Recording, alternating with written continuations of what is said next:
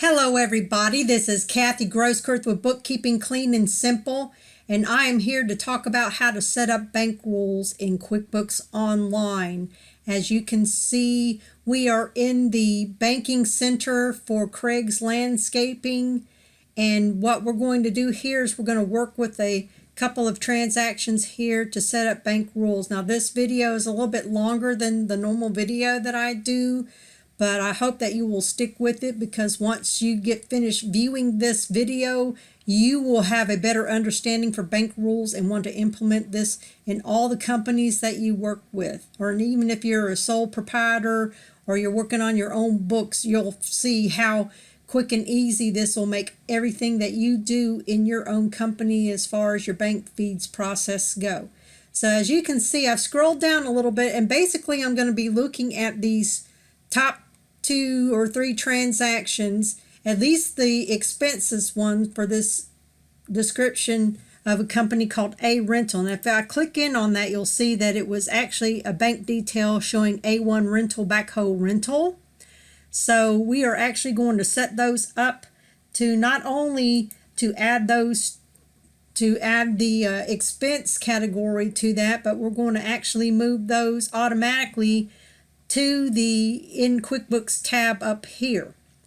So one of the things I can say about the description is sometimes that the description will come in kind of wonky.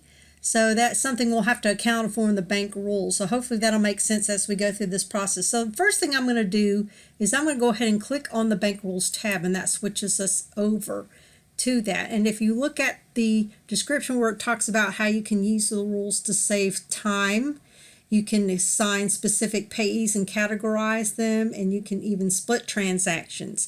I won't go into anything in depth on that, but hopefully after seeing how to set up these simple bank rules, you'll be able to play around in the sample file and see how it can work for you for what you need. So in order to do this, we're going to go ahead and add a new rule. So we're going to go ahead and click on the new rule button right here, and that takes us to the screen to set up the new rules. Now what we're going to work with, like I said, is the expenses. So the first thing I want to do is I want to come up with a rule name that's going to make sense for what we're doing. So let's go ahead and call this A1 rental expense. And then we're going to go ahead, and this is actually for money going out instead of money coming in. You actually have 2 choices, money out and money in. And so we're going to leave that the way it is. And then you can also choose among all the different bank accounts that it can either come out of, or you can just leave it checked for all bank accounts. And the reason why you may want to do that is to not limit the pool that it's going to pull from. So that way, in the event that you may pay something, say like instead of paying it out of checking all the time, you may use the credit card or savings, and I've seen that happen in other companies. So it's just best to go ahead and keep that net wide, so that way this rule will work across all those. So once you get that set up, you go down here to where you do the if then scenario. So we're in the if scenario right there. That is, if this happens, then this will happen. So we're in the if scenario right now. So the next thing is you got to set up whether you want all or any. So you want to make sure that, again, when you're first setting up a new rule, it's best to cast that net wide, so that way you're not excluding anything you shouldn't exclude unnecessarily. And then you can always go back and edit it later if you need to refine that criterion.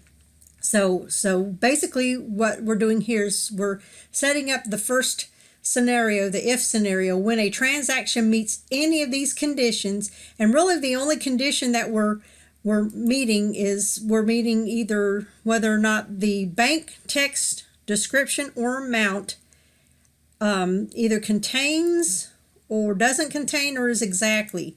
So we know that the bank description says A Rentals. So and we can either use bank text or description, and for now we're just going to use bank text because it'll work for what we're doing.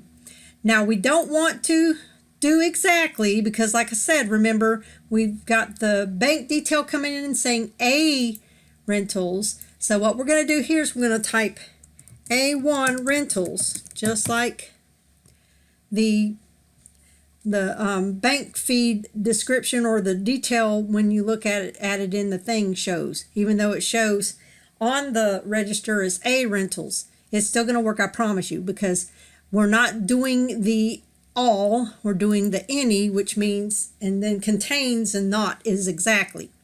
So once we set the if scenario, which we've done here, and we can add lines if we wanted to add other if conditions there, we could, such as if we wanted to add, if the amount is such and such, we can do that too, but we're not going to do that here. So basically our if scenario is the bank text contains A1 rentals, then now we're going into the where we're setting up the then scenario. So as far as the transaction type, there's 3 different types: expenses, check, and transfer. And right now we're going to leave it as an expense because that's what it is. It's coming in as an expense. And then the payee, we want to set the payee up. And notice that we do not have this payee in our register, either as a vendor or as a customer. So we can add this on the fly, which is what we're going to do now. And it might take a couple of seconds for that to pop up, but once it does, we can go ahead and add it A1 rentals, and we want to set it up as a vendor type, and we're going to say, and then we're going to add the details later. We're not going to do that right now, so we're going to go ahead and save that. So that's going to go there, and then the category we want to choose is equipment rental, because that's basically what it is, as we saw when we were looking at it earlier. So in the memo section, we're going to type A1 rentals expense auto added by bank rule. Okay, and we're going to stop short of clicking on the box here because I want you to see what happens before we do that. So once we check that box, it's automatically going to add to our books. We will do that eventually, but before I do that, I want y'all to see what happens before we do that. So we're going to go ahead and click on save, and you can see the rule is there. So what we're going to do now, and then if we wanted to go back under the banking screen and we want to copy that rule to capture that income coming in, we can do that as well. And this is probably just a credit. So let's do that real quick, just so you can see how you would do if you wanted to just go ahead and copy this rule, which is what we're going to do. Oops, I clicked on the wrong button. So I'm going to go ahead and click on the list arrow and do copy.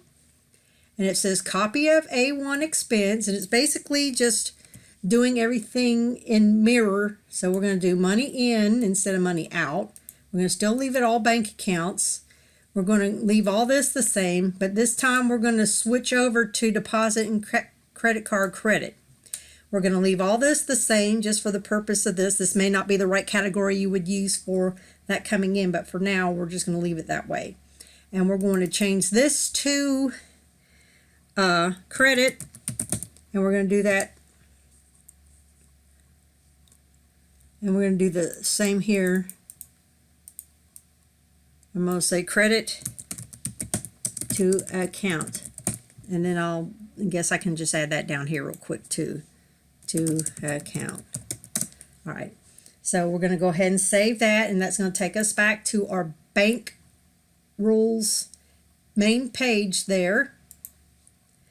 And the way that normally this is set up is that the top rule is the one that it pulls from first, and then it goes to the ones underneath, which is fine. So we've got our expense rule, our credit rule, and if everything works the way we want it to work, we're going to go back over to banking, and you'll see that the bank rules, and look at that. It looks like it did not do anything.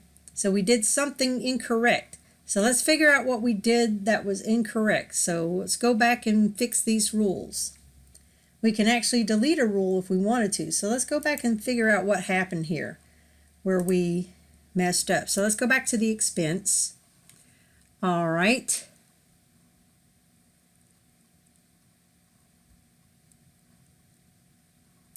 Let's try editing that and see if that helps.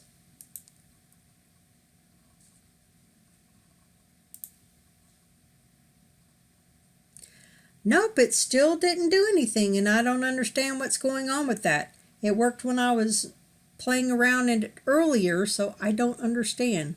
Let's try that again. Maybe it was rental. That's probably what it was. So let's go back. And see, that's why it's really important to make sure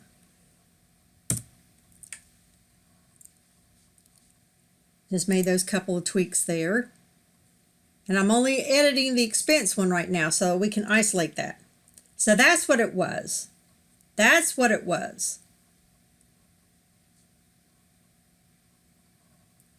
So the moral of the story there is that we need to make sure that we have the right things. You have to be pretty exact when you're putting the contains conditions. So I'm going to do the same thing with this other one. And basically it's that in mirrored opposite. So basically if we take that S out of the end, it should be no problem. So let's save that, and that should be enough to fix it. So let's go back. There we go.